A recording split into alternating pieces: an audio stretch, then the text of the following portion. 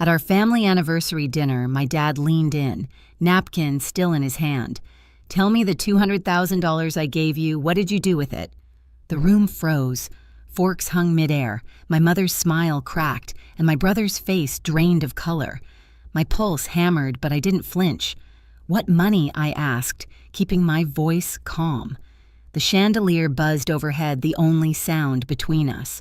I looked at them, one guilty, one terrified. I reached for my phone, opened a folder, and slid it across the table. My dad's eyes widened. He wasn't expecting to see that. The night before the dinner, I was still in my Seattle apartment, surrounded by fabric samples and half-finished marketing briefs. My life there was simple, predictable, quiet in the best way. I'd built it from nothing, my own apartment, my own career, no favors, no handouts. Maybe that's why my father, Robert Bennett, always said I reminded him of himself. He ran a small construction business in Portland, and every time we spoke, he ended the call with, "I'm proud of you, Lucy." He never said that to my brother. Jason Bennett was the golden child that never quite shined. 3 years older, charming, ambitious, but reckless. He'd burned through every business loan and still managed to land on his feet because our mother Elaine always caught him. Growing up, she called him my boy with big dreams. I was the responsible one, which really meant the one who cleaned up the mess. When Jason called a week ago, his voice was soft, too careful. "Hey, Dad's not feeling great. We might cancel the anniversary dinner." "Cancel?" I asked. "He just emailed me about ordering wine for it." Jason hesitated. "He's been tired." "I just think it's best if you don't come this time." The line went quiet after that. It didn't sit right. My father's 60th and 40th anniversary party, something he'd planned for months, wasn't something he'd skip without calling me himself. So I called him. He answered on the second ring, his voice full of life. "Lucy, you're still coming, right? Wait till you see the setup your mother's done." That's when I knew Jason was lying. On the flight home, I tried to reason with myself. Maybe he wanted attention, maybe he felt left out, maybe Mom didn't want tension between us. But deep down, there was something heavier. A sense that this dinner wasn't about celebration, it was about control. When I arrived in Portland, the Bennett house looked exactly the same. Clean white siding, trimmed hedges, the smell of pine candles my mother always lit before guests arrived. She greeted me with a perfect smile and a hug that felt rehearsed. Jason appeared behind her, grinning too wide. "Lucy," he said, "you made it." I smiled back, but something in his eyes flickered, nervous, watchful. And for the first time in years, I felt like a guest in my own family's home. The next morning, I woke to the smell of bacon and the faint sound of my mother humming in the kitchen. The house was spotless, almost unnervingly so. Every photo frame gleamed, every candle perfectly aligned. It wasn't hospitality, it was performance. At breakfast, Dad was cheerful, talking about the new deck he was building for a client. He looked healthy, strong, nothing like the sick version Jason had described. Across from him, Jason barely touched his food. He scrolled through his phone, pretending not to notice me watching.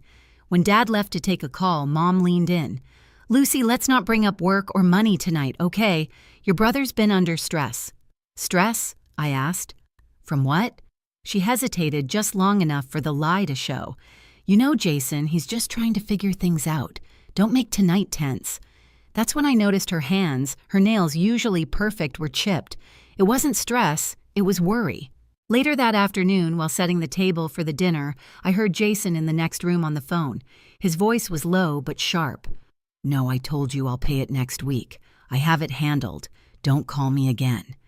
He hung up the moment he saw me standing there. "What's that about?" I asked. "Business," he said too quickly, stuffing his phone into his pocket. "You wouldn't understand." Maybe he was right. I didn't understand how someone could lie so easily.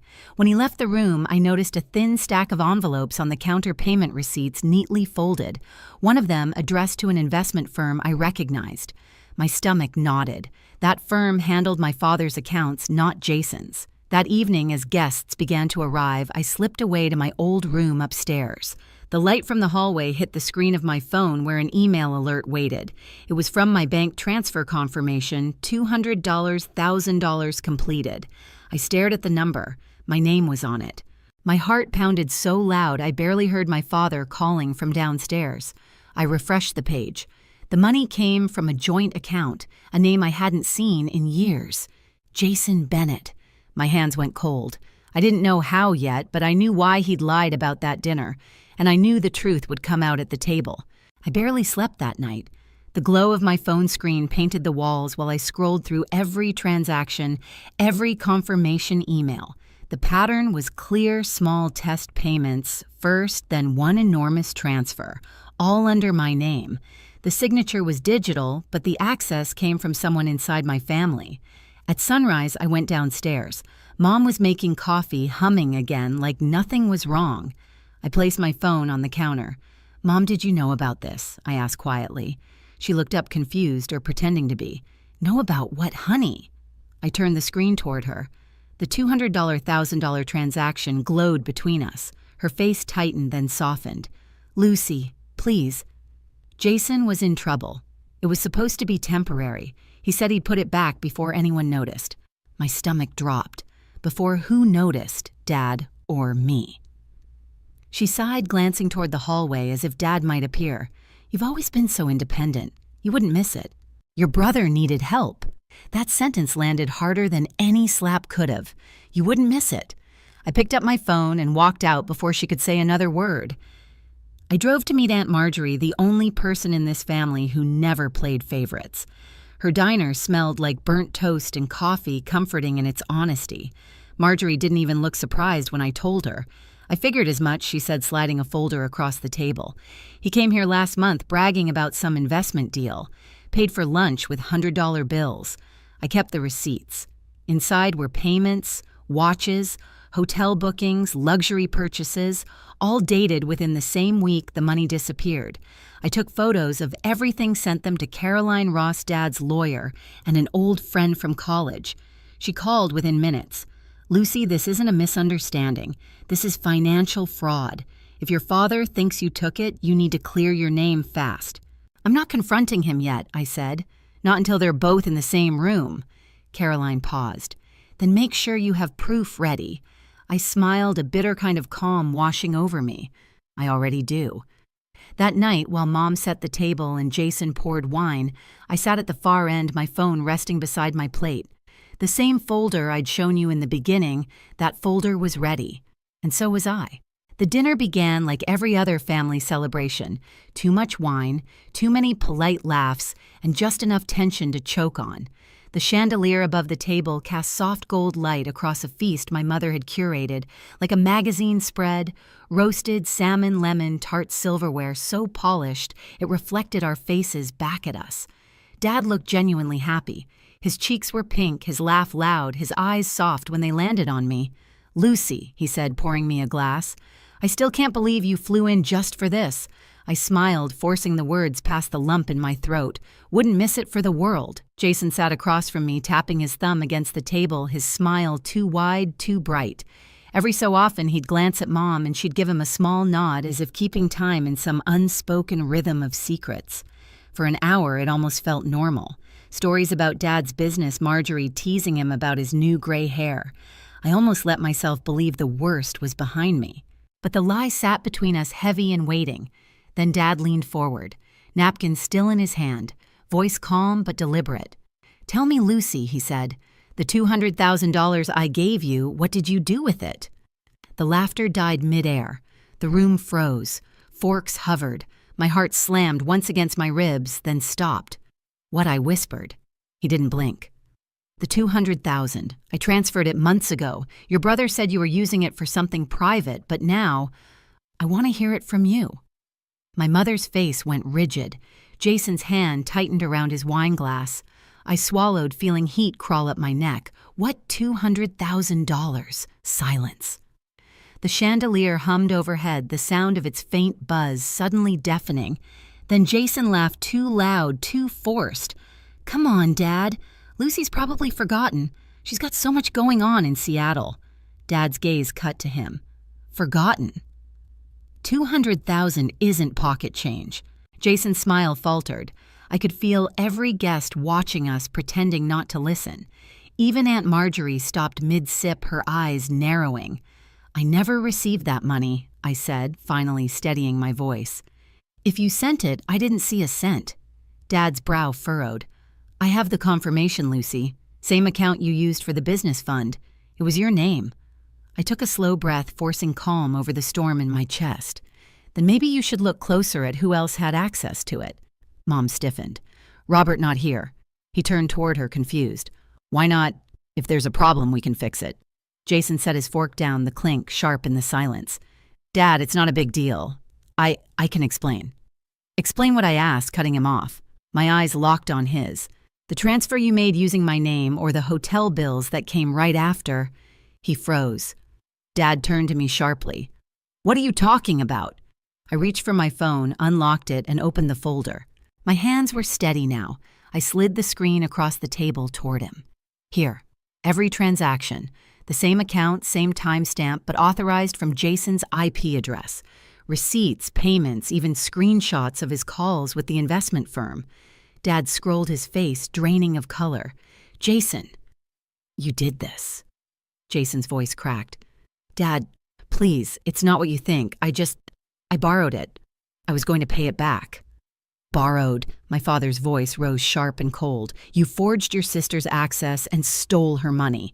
Mom shot up from her chair. Robert, stop yelling. He made a mistake. A mistake, Dad snapped. Elaine, you knew. She hesitated, tears in her eyes. He was drowning in debt. Robert, I thought if Lucy never found out, no one would get hurt.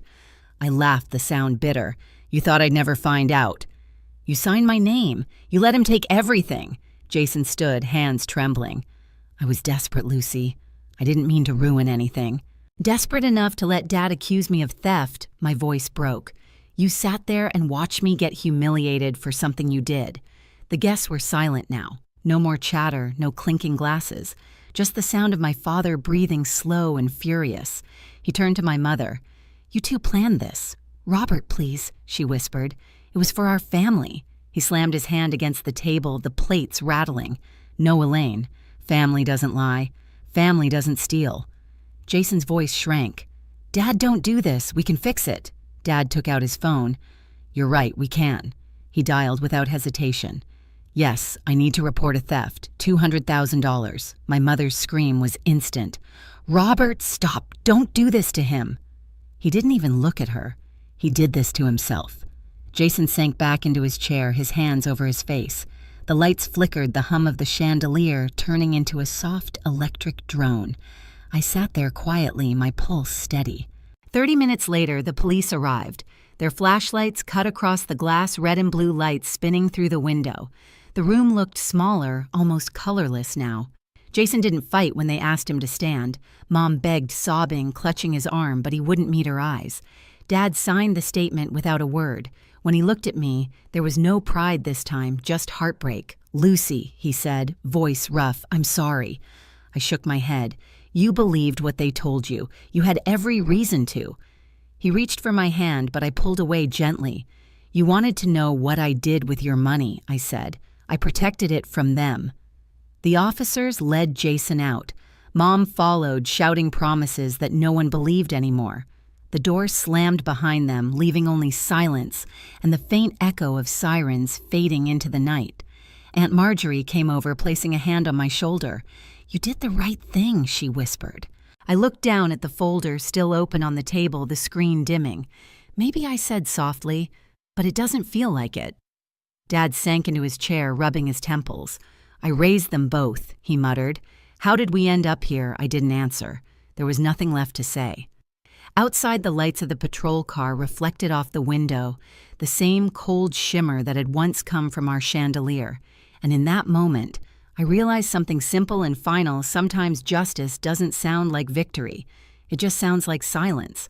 The weeks after that dinner felt unreal, like walking through a house that still smelled like smoke after the fire's gone out.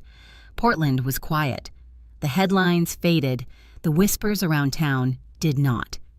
Jason's name came up in court documents then, in pitying conversations my mother could no longer control. Dad handled everything through Caroline Ross, his lawyer. The charges were clear: identity fraud, unauthorized transfer of funds. Jason avoided jail through a plea deal, but the restitution order was firm payback every cent or lose everything he owned. Mom stood beside him at every hearing, her face hollow, her hair unkempt for the first time in my life. When it was over, Dad called me into his office at home. The desk that used to hold his blueprints was now covered in paperwork. "I've rewritten my will," he said quietly. "The company, the house, everything, it's yours. They'll get nothing." I wanted to argue, but the words wouldn't come. Maybe it wasn't revenge. Maybe it was his way of saying sorry. By the end of the month, Jason had sold his car, his watches, even the designer furniture Mom had bragged about for years. They moved to a rented duplex on the edge of town. I heard about it from Aunt Marjorie, not from them. When I left for Seattle again, Dad helped me load my bags into the car.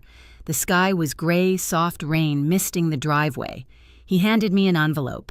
Inside was a single check, $800,000, the same amount he'd once meant for my future. "You deserve your clean start," he said. "Go build something you're proud of."